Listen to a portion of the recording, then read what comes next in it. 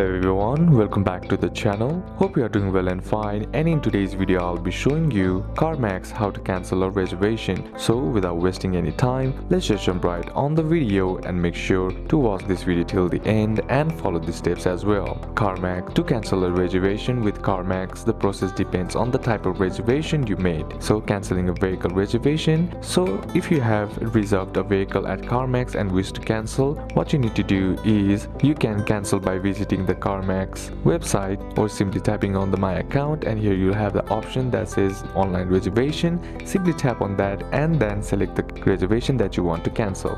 If you have reserved the vehicle in person at CarMax location, contact the store directly to cancel your reservation. For assistance, you can call CarMax at 800-519-1511 and be ready to provide your reservation details. Then, if you have an appointment with CarMax for a test drive or etc. and need to cancel, use the link provided in your confirmation email or text message to cancel or reschedule your appointment. So these are a couple of steps that you can apply, and that's it for today's video guys. Hope this video was useful to you. Leave a like if it did, comment down any questions that you have, and see you soon on the next one.